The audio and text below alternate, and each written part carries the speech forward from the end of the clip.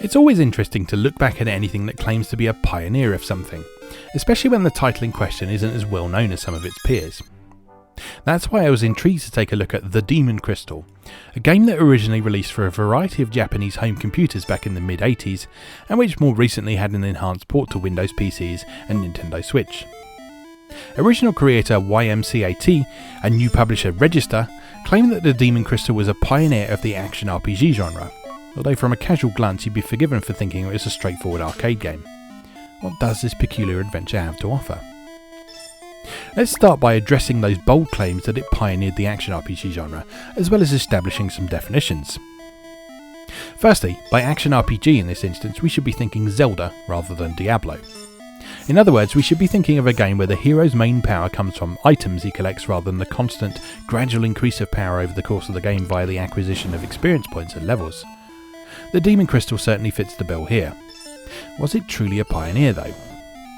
Well, here's where things get a little murky.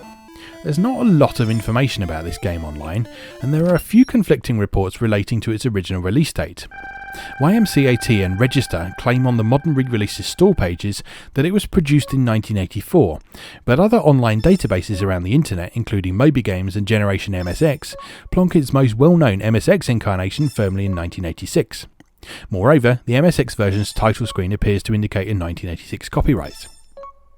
This is relevant, because if it was actually created in 1984, it would have been up alongside Namco's The Tower of Druaga from the same year, a much more well-known game that came out in both an arcade incarnation and for home computers and consoles. Druaga, if you're unfamiliar, is commonly cited as being immensely influential on the development of long-running series such as Ys, Hydlide, and of course Zelda. It also has a lot in common with the Demon Crystal. Had it been released in 1986, as would appear to be the case however, it would actually be a contemporary of the first Zelda game for Famicom, meaning it wasn't so much as a pioneer as one of several early examples of the genre establishing itself. However, dig a little deeper and you'll discover that the MSX version was not the first release of the Demon Crystal. In fact, it also got releases for NEC PC-8000 and PC-88 as well as Sharp X1 in 1985, and indeed, it appears that this game first showed up for Sharp MZ80K in 1984. The MZ80K, or specifically the MZ80K2E, was the first computer that the Demon Crystal creator Masami Nakamura, aka Game Roman, owned. Speaking on Twitter, he described the machine as a luxury item that cost in the region of 120,000 yen, about £855 using direct currency conversion. Accounting for inflation, it would actually be £3,250 today. And thus not something it was easy or safe for your average working Japanese family to spend money on. But he pressed on, hoping to convince his mother that he would make a game and sell it. It took 3 years. Nakamura acquired the machine in 1981, but he was true to his word. He made a game, he sold it, and it was ported to those aforementioned other platforms over the course of the next couple of years. And in an interesting twist of fate, Nakamura even ended up porting the Tower of Druaga to his beloved Sharp MZ80K in 1985. History aside, it's clear that the Demon Crystal is an early incarnation of the item-centric action RPG. This might not be immediately apparent when you start playing, but as you progress it becomes more and more clear. The setup for the Demon Crystal is that, unsurprisingly, a demon has been starting shit in the land of fairies, and inevitably for a video game produced in the mid-80s, has kidnapped a princess. Princess Chris, in this case. Not only that, but he has built a monster town to protect both him and his prisoner, so naturally it's up to a lone hero named Ares to sort out all this nonsense once and for all. Ares enters the first of the monster town's houses armed only with a bag full of bombs that he can roll along platforms. These explode after a short period and cause a small fire that persists for a few seconds. Anything caught in the flames or hit by the bomb while it is rolling will be killed, with a few notable exceptions. Your aim in each house is to locate its big key, which causes the door to the next house to appear, at which point you get a bonus for your remaining time added to your score. In order to reach the big key, you'll have to collect smaller keys which can be used to open wooden doors around the level. Until a door is opened, the room beyond is clad in complete darkness, so you won't know what's waiting for you until you open it. Be ready to quickly toss a bomb if there happens to be an enemy there, and there sometimes is. It's worth noting that in all but one case I encountered during my playthrough, the levels are set up in such a way that it's impossible to get stuck by unlocking the doors in the wrong order. You can, however, end up finishing a level without opening all the doors, meaning you could potentially miss out on some useful items. More on that in a moment. Initially, your task is hindered by giant tarantulas that move erratically back and forth along platforms, occasionally shooting webbing at you. As you progress, you'll also encounter samurai, who move at a constant speed and can climb ladders, and ninja, who can throw shuriken and teleport. These foes can all be dispatched with your bombs. However, before long you'll start to encounter enemies that need alternative means to defeat them. Ghosts, which move quickly back and forth along platforms, require a special crystal to make them vulnerable to your bomb's flames. And kappas, which occasionally get furious and double in speed, particularly if they get caught in a bomb blast or fire, can only be defeated with a sword. Ares does not have a sword. What sort of guard doesn't have a sword? Initially, you'll have to work around these enemies, avoiding rather than defeating them. But here's where the items come in. Some houses have a treasure chest.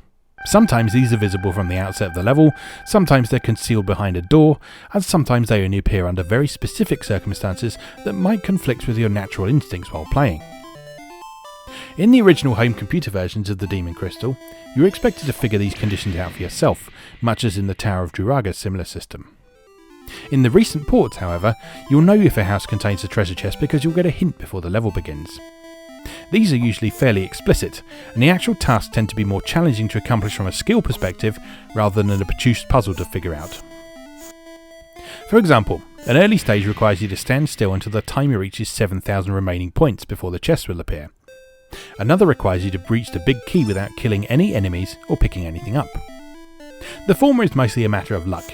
You better hope no samurai come down the ladder to get you in those fateful seconds, while the latter requires you to both figure out a suitable route around the level, which inevitably is filled with items to accidentally pick up and enemies to get in the way. There are three main types of item.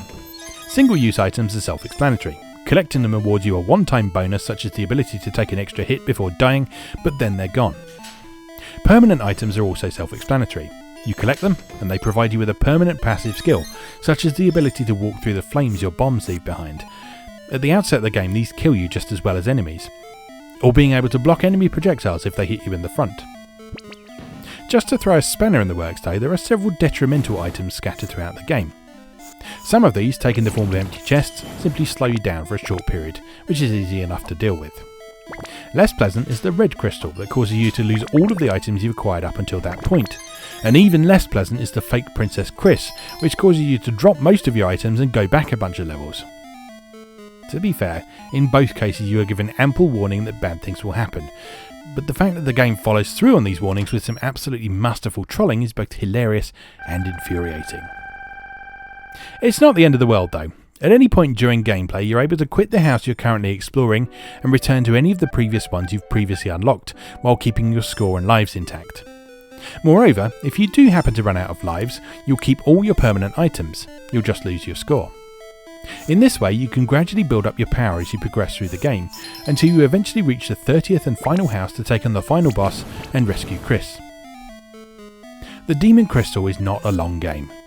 Once you get your head around the mechanics and structure, it probably won't take you more than an hour or two to get through the whole thing.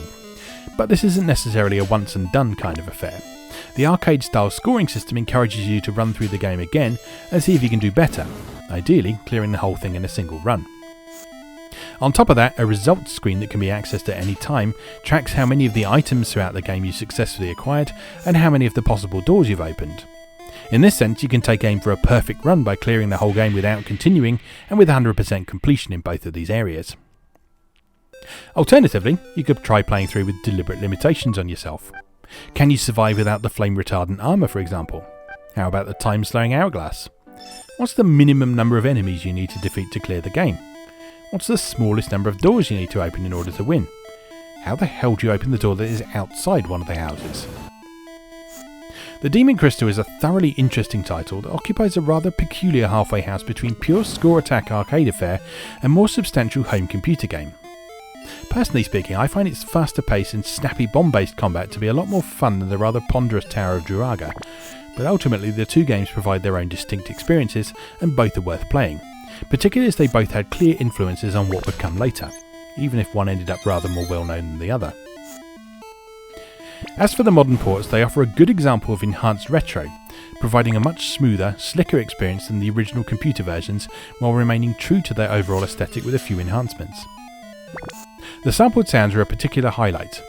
They have an authentic 80s style muffled crunchiness about them, and the loud screams that both the Kappas and the final boss make are absolutely genuinely horrifying. You may want to mute the music, however. Outside of some orchestrated arranged tracks in the menus, the main chip-tuned loop that repeats almost constantly throughout the entire game lasts approximately 10 seconds in total, and thus will quickly drive you and everyone around you absolutely bonkers. Aside from this, I really enjoyed the Demon Crystal. It's an overlooked piece of gaming history, and the modern ports are a great, accessible way to experience it. So go educate yourself.